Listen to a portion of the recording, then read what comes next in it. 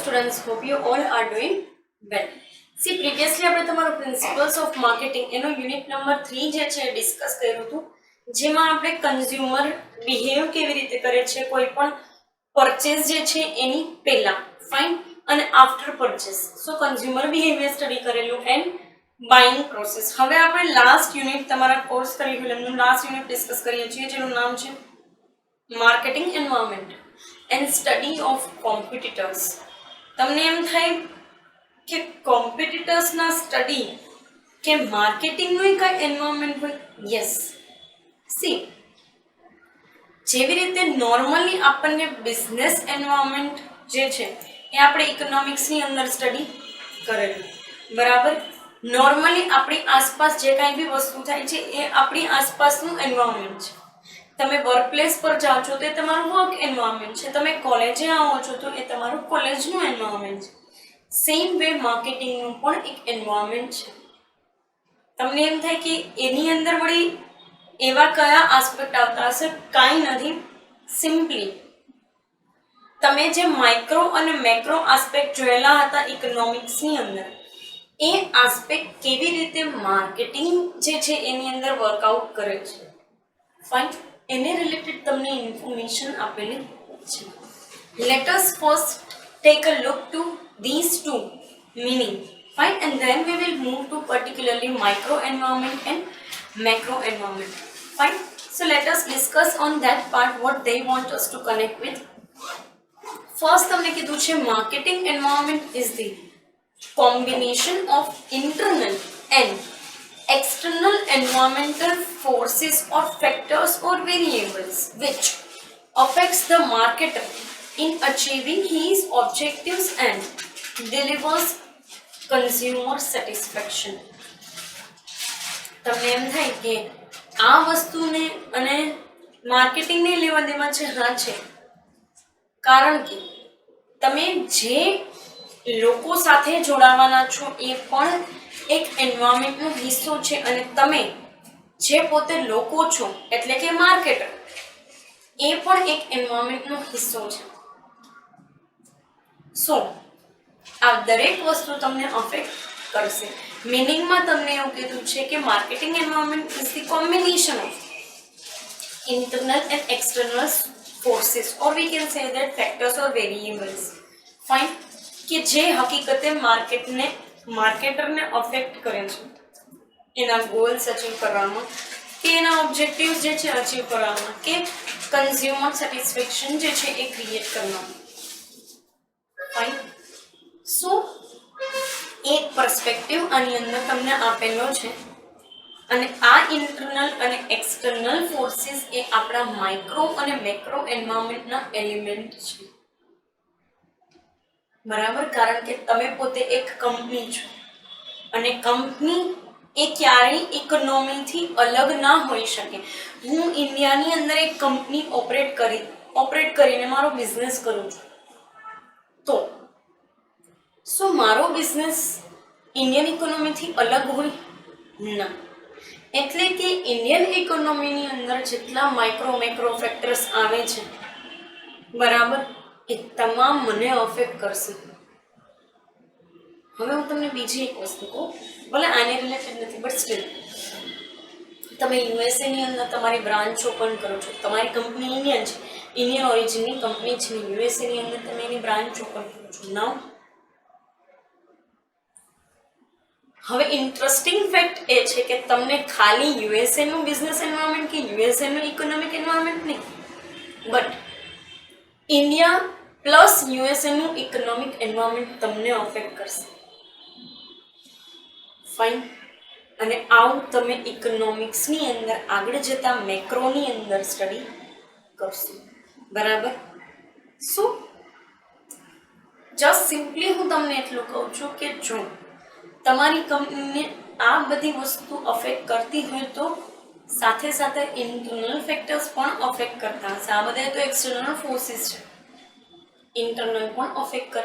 હવે તમારી કંપનીના વર્કર તમને સારું કામ કરીને નથી દેતા તો પ્રોડક્ટ સારી નહીં બને. પ્રોડક્ટ સારી નહીં બને તો માર્કેટમાં તમે કઈ વસ્તુના બેઝિસ ઉપર એવું બતાવશો કે તમારી પ્રોડક્ટ બીજા કરતાં સુપીરિયર છે, ફાઇન.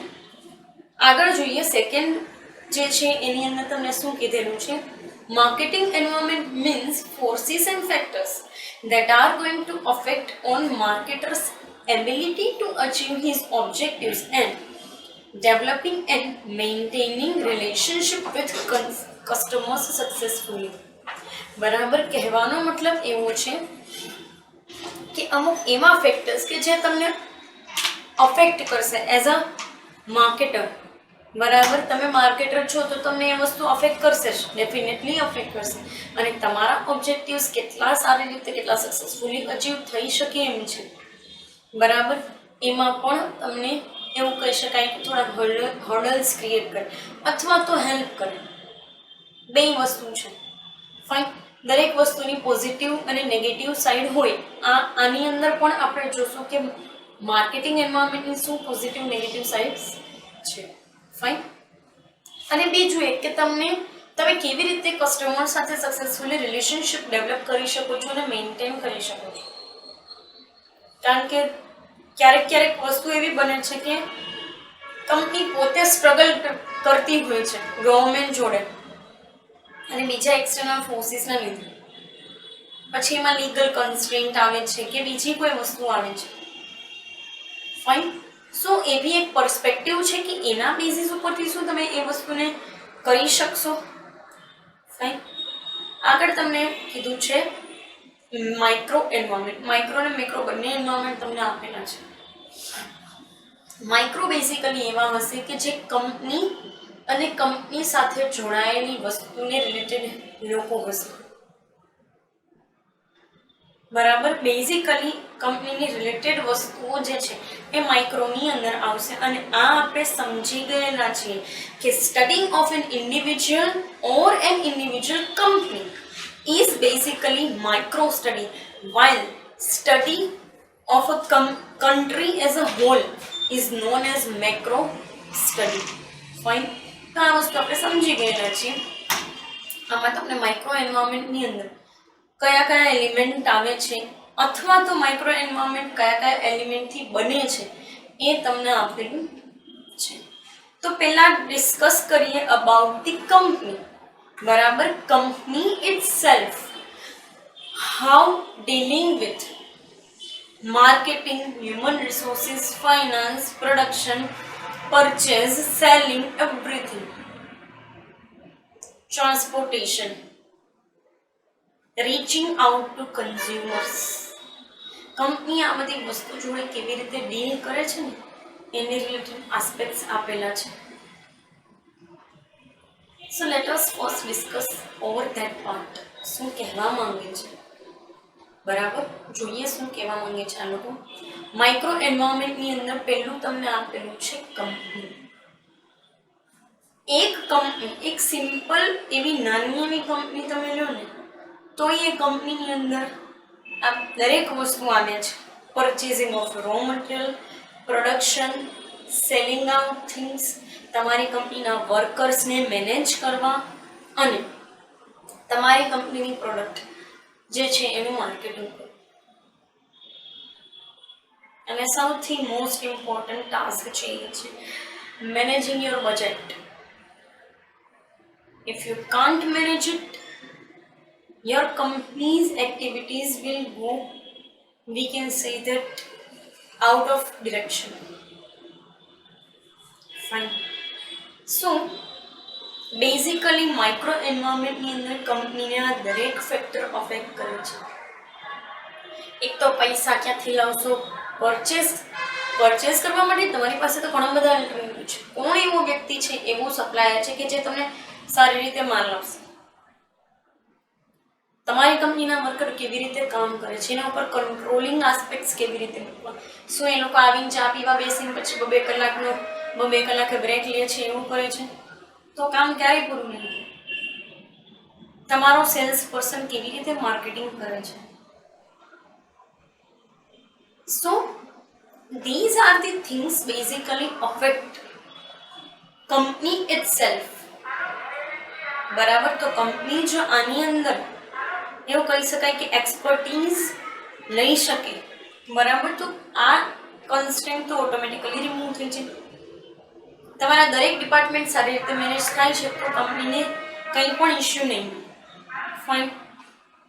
સેકન્ડ તમને કીધું છે suppliers. Yes, suppliers are the important people કે જે તમને તમારી કંપનીના મેન્યુફેક્ચરનું રો મટીરિયલ આપશે. તમારી કંપનીની પ્રોડક્ટના મેન્યુફેક્ચરિંગની અંદર રો મટીરિયલ આપવાવાળા આ લોકો છે.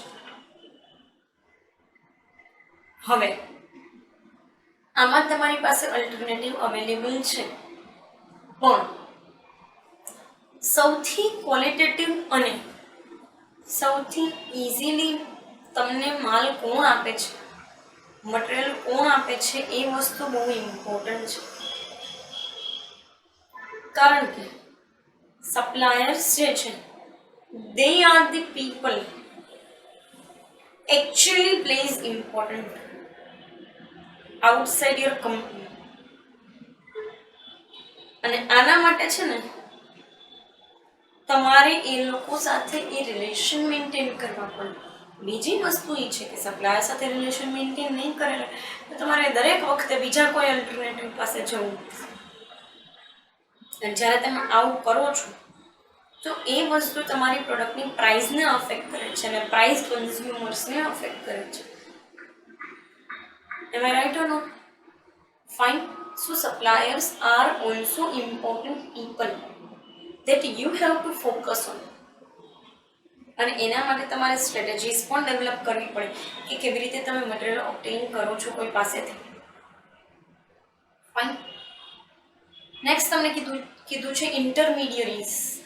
હા, મિડલમેન પીપલ, હોલસેલર કે રિટેલર. બરાબર. હવે આ ઇન્ટરમીડિયરીઝ લોકો છે ને એ જ્યારે તમારી કંપનીની પ્રોડક્ટને પોતાની સમજીને કામ ન કરે ને, પોતાની પ્રોડક્ટ સમજીને નહીં વેચે ને, તો તમે ગયા માર્કેટમાંથી. બોલ કારણ શું છે એનું? એક વસ્તુ હું તમને કહું કે અહીંયા રોલ છે ને ઇન્ટરમીડિયરીનો ઇમ્પોર્ટન્ટ છે મેન્યુફેક્ચરર કરતાં. આજે હું બજારમાં કોઈ પ્રોડક્ટ લેવા જાઉં છું, હવે રિટેલર છે ને એ મને જે કંપનીની બેઝિકલી એ વસ્તુની અંદર એક્સપર્ટીઝ હોય એવી કંપનીની પ્રોડક્ટ જ મને નથી બતાવતું. કંપનીને આ વસ્તુ ખબર નથી, રિટેલરને ખબર છે. કારણ કે રિટેલરને એની અંદર નફો નથી મળતો એટલે એ નથી વેચતો. That's it. સિમ્પલ વસ્તુ છે. આવા ઇન્ટરમીડિયરીઝ તમારા માટે કન્સ્ટ્રેન્ટ્સ ક્રિએટ કરે છે. ફાઇન. સો ઇન્ટરમીડિયરીઝનો ઇમ્પોર્ટન્ટ રોલ છે. હોલસેલર હોય, એજન્ટ હોય, રિટેલર હોય, કમિશનવાળો કોઈ વ્યક્તિ છે, બરાબર, કોઈ ડિસ્ટ્રીબ્યુટર છે, ડીલર છે. આ બધા લોકો એવા છે કે જે ખરેખર તમારી કંપનીને રિપ્રેઝન્ટ કરે છે. તમે કાંઈ લોકોને કહેવા નથી જવાના, એ વેચશે તો તમારી કંપનીની પ્રોડક્ટ વેચાશે. And that's it. બરાબર. શું આ છે ને એક પર્સપેક્ટિવ છે કે જેના થ્રુ આપણે જઈ શકીએ કે ભાઈ દરેક લોકો, દરેક એક પાર્ટી જે છે એ ખરેખર કંપનીને ઇન્ટરનલી અફેક્ટ કરે છે. જે માઇક્રોનો હિસ્સો છે, જે લોકો કંપની સાથે સ્ટ્રોંગલી જોડાયેલા છે.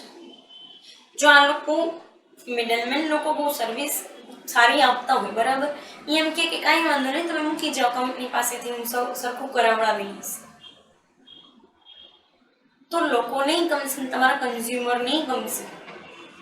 રિટેલર એમ કહી દે કે એ તમે કંપની ડીલ કરી લેજો તો પૂરું થઈ ગયું. ફાઇન. સો એક પર્સપેક્ટિવ છે અને ઇન્ટરમીડિયરીઝના તમે માઇન્ડસેટ ક્યારેય ના સમજી શકો. ફાઇન. સો એક પર્સપેક્ટિવ છે. આખા સેશનની અંદર આપણે માર્કેટિંગ એન્વાયરમેન્ટનું ઇન્ટ્રોડક્શન લીધું, એઝ વેલ એઝ માઇક્રો એન્વાયરમેન્ટના 3 એલિમેન્ટ આપણે ડિસ્કસ કર્યા. કમિંગ સેશનની અંદર બાકીના 3 elements, customers, competitors and public, એના ઉપર ફોકસ કરશું. પર્ટિક્યુલર આ સેશન માટે અહીંયા સુધી રાખીએ. Thank you so much.